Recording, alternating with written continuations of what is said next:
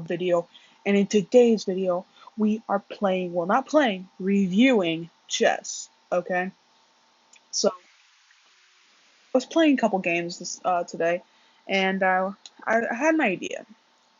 What if one of my one of my games that I thought was pretty cool, and go over them and do some real chess theory. So that's what I decided to do. And there's one game in particular I played just like an hour ago, a couple hours ago, and uh, you know, and yeah, with you and see if there were if there were things I could have done better, if there was things yeah,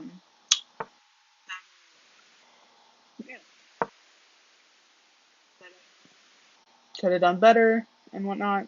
I know I'm kind of rambling. Before we do anything, please don't forget to like and subscribe. You know the deal. And then Modern Warfare 2 comes out in a month or so. I will be doing a lot of content on that game. So if you're hyped about that, stay tuned and don't forget to like and subscribe. Okay. So in this game, I am playing against a guy who I will not tell his name, because not to embarrass him, because he played with E4. This is like a standard book. It even says book move at the top. So yeah, it's a standard when you start off with white. So then he responded with e6. This I saw as an attempt to get his bishop and his queen to try to do the 3-move checkmate. It's fucking stupid. He shouldn't be trying. So to combat this, I moved my knight to c3.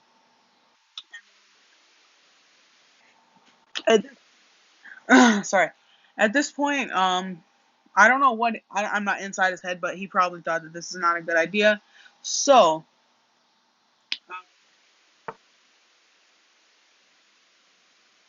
and to be honest, I don't know why he played this move. What I would have played is probably bishop to d6 or queen to f6 as well. F6, sorry.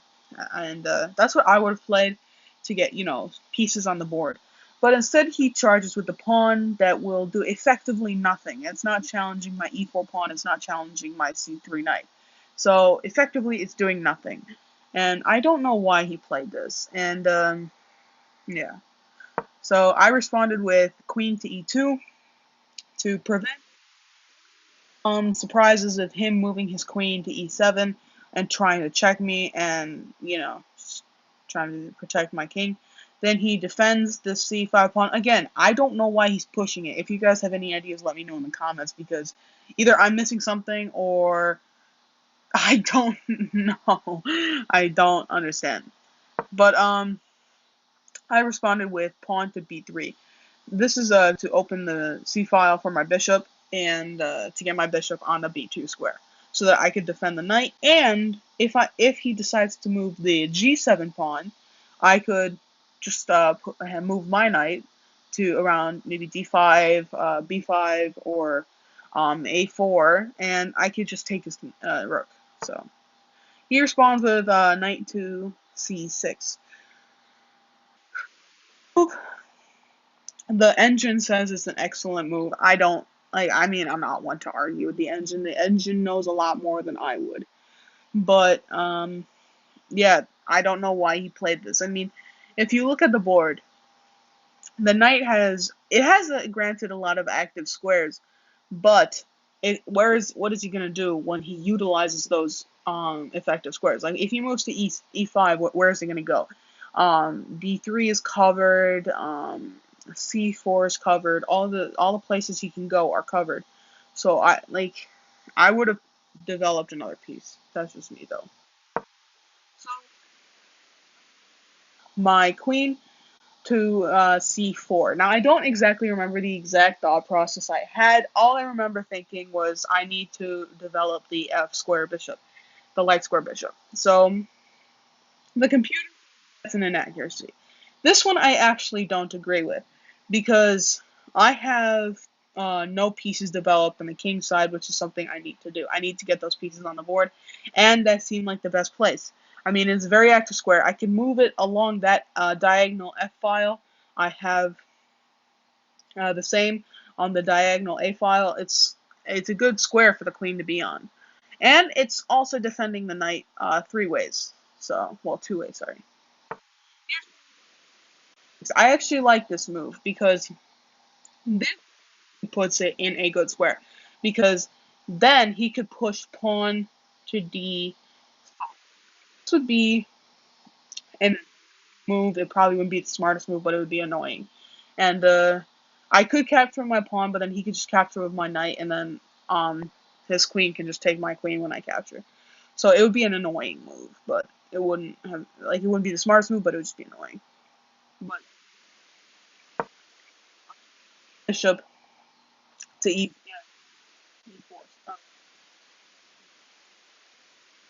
is to protect the E4 protected by the knight, and the knight is also guarding the D5 square with the F6 knight also threatening it on E4. So I needed to have another defender on that pawn. The engine says that's a mistake. In hindsight, I could see why, but I stand by this move. So, talking about the really annoying move that he pushed, and yeah, he made that move. And I captured, he captures, I move my queen. Captured a third time, but I don't know. I wasn't looking to trade everything on the board in the first, like, 2 minutes. Queen to b5 because I wanted a shot at his king.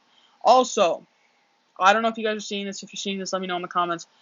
Once he moves his knight, I was gonna play queen to c6. This would fork his king, and like this would fork, sorry, his and hit like his king and his rook. So yeah, you know, he entirely different that I was expecting, but also kind of thwarted my idea because I had to get out of check, and his queen was protecting the square. So I moved my knight. I want to move the king. I still wanted to castle, so I moved the knight. This was really annoying because he was protecting the square I was trying to capture to fork the king and the rook. I think he saw it coming. I think he either saw that coming or he was trying to randomly move pieces, because later on in the game he made a huge mistake that let me fork the king and the rook. So I don't know. We'll see. So I'm gonna move his queen or take, like, because I wanted two things to happen. I wanted two things to happen with this play. I wanted him to either capture, so then I could capture the knight and take his rook, or to move the queen and then I could take his bishop. Those were the two things I wanted him to do. Either way, like he was gonna do either of them. So both ways I'd win in this scenario. So, and the engine is saying that is the blunder, and I completely agree, because then he's losing 2 pieces instead of 1. But yeah, that was a huge mistake by him, and that was a mistake that cost him his rook. So I capture, he moves the bishop as I thought he would. So let me go back. So here there are two things that I also wanted to happen. I either wanted him to move his king, that way I would have a shot at his bishop as well, or what I wanted the most was his bishop to move to d7, right here. So and that's what he played, because then once I capture on a8, which is what I do, I put him in check again, and then I could just get out any way I want. Because if I don't, I have very minimal ways to get out of this situation. My queen is effectively stuck there. So if he's in check, then I can decide how I want to get out of here. So he's in check, and then he moves his king. I don't want to take that bishop because that rook is right there. So I just start grabbing all of these pawns right here. That's what I just start doing. He played king to c2.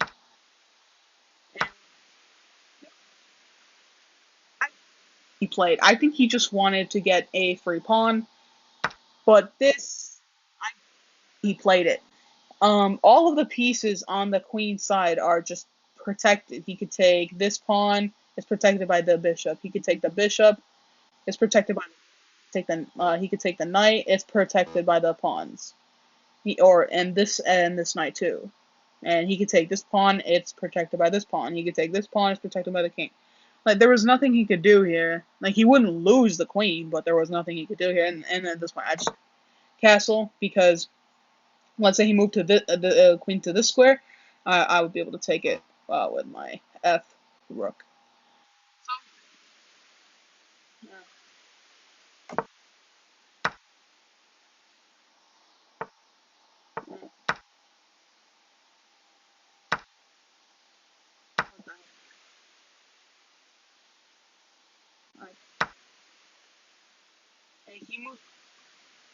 But he moves the queen back, and then I capture the pawn on b6. You know, just gobbling up the pawns, and and that was the d4 pawn. This is what I was worried about. This is what I didn't want him to play because if I capture, then yeah, he could just capture right here, and then he's just threatening my knight again. So, like, what I decided to do is move my knight here. Um, yeah, that's what I decided to do. This way I could get his bishop if he decided to capture. Um, yeah, this also meant I couldn't take the pawn on c5, being that his queen was protecting it.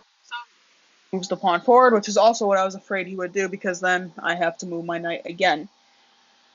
Which is what I do. I move it to c3. Deal with.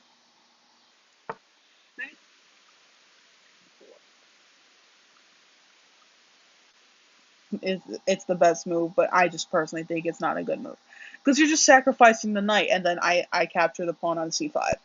So I capture, he captures the bishop, I capture the bishop, and then he captures eventually. I capture the pawn. I put him in check, and then he moves, opening up a discovery on the bishop. Here's why I can't take it.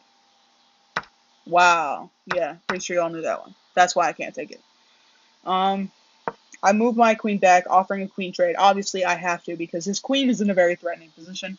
Well, actually, not at all. His queen isn't threatening anything, and I want that d3 pawn. It's a pass pawn, and if that d2 pawn gets taken out, it's 2 squares away from being a queen. So I offer a queen trade, and in this position, like there is no way I can like lose out on this trade. I am up I'm up a piece. If he captures the queen, I'll be up a piece.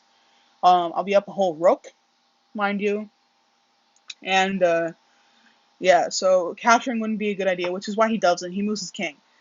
This is a good idea and a bad idea. I wanted to trade still. Wanted to make I just thought, why not? I could keep the queen.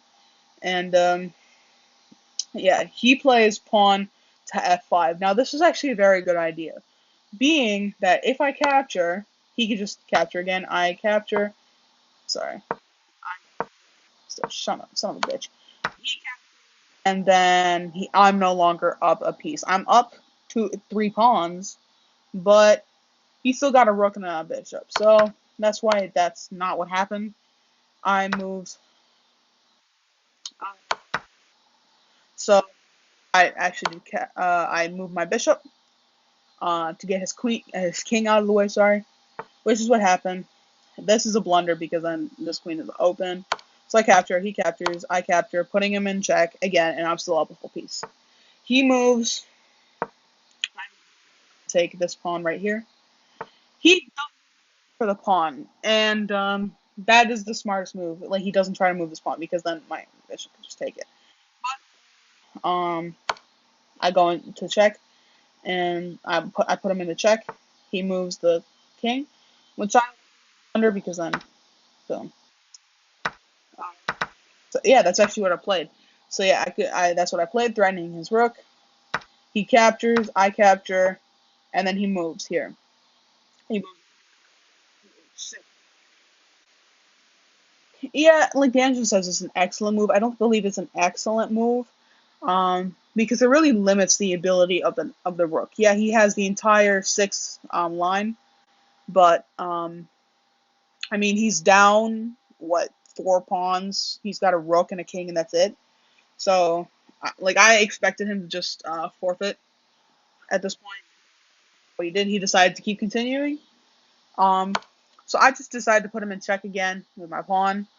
He moves his king to f4. I move my rook to e1. I could get a whole bunch of new possibilities if I can get the second rook into the game, because it was just basically one square for like the whole game. So I decided to get it into the game. He moves his rook to f6. He did this. I don't know why he decided not to just leave it on the h6 square and not try to push one of his pawns or move his king at all. Um, so he could have attacked my pawns on a2 and b3. He could have tried to threaten my king if he moved all the way to the other side of the board. The same, so I'd stop it with h3. He moves his king back, and this allows me to move my knight to e3. In hindsight, I probably should have. If I had done that, I could have grabbed the pawn on d3. But instead, I start to keep moving the pawns up. He goes for the a4 pawn, but I just counter that with b4. The reason I didn't counter with a1, protecting the a4 pawn, is because this pawn, the b4 pawn, I wanted to just go all the way down. This pawn is a lost cause. He's not going to capture, and it's just going to be stuck there. And then he's just going to go after the b4 pawn, and then we have to keep switching back and forth. So I just decided to lose the a4 pawn. I'm up. I'm still up two more pawns, so he could just have it. So I keep marching. He moves his king back, trying to threaten this rook right here. So I move it all the way back, going after the h4 pawn. I don't know what he's trying to accomplish here. He could have, like, cause I opened up a discovery, like, on this whole file here. I don't know why he didn't decide to, I don't know, move it all the way down to A8 and then have the entire file he can move. But yeah, keep moving up. He moves all the way there, so then I move all the way. I move my pawn to b7, threatening to capture into a queen. So he just covers it, which is really annoying. I hate when they do it. It's so annoying. So I just capture, because, why not? He moves his king, rook to c4. And what I'm trying to do is move my rook to c8, so that when he captures, my pawn can just capture on c8 and then become a queen, which is actually not what happens. He moves his king. I move my rook. That's what I tend to do, trade. He captures the pawn, which is not what I was expecting, and a very stupid move. Either way, he was going to lose. He should have just resigned, but I just capture. He moves his king. Sorry, he moves his king. I move my rook, trying to walk his king down with the two rooks. The engine calls that an inaccuracy. I don't believe it is. He moves his king, put him in check. He moves his king right here, meaning I can't move this right here, because if I do, he could just capture. So, the engine is saying that that's a good move. It's really not. Then, I don't know why that's saying that's a good move. It's really not. So, I move these pawns right here on the right side of the board. He moves his king. I move my pawn. He moves his king. I move my pawn. He moves his king. I check him. This way, if he captures, well, he can't capture because he's still in check. So he moves his king diagonally. So I have to defend that rook. And then he moves his king. I put him in check. This way, when he captures it, I can move the b file rook. So that's what he does. I capture, not capture. I put him in check. He moves back, and then I win. So that was basically the game. This guy made a lot of mistakes. The engine doesn't think so, but I believe he made a lot of mistakes. He could have played this game a lot better. I think he was still going to lose, but he could have played this game a lot better. But, yeah. Thank you guys for watching. Peace out, bitches.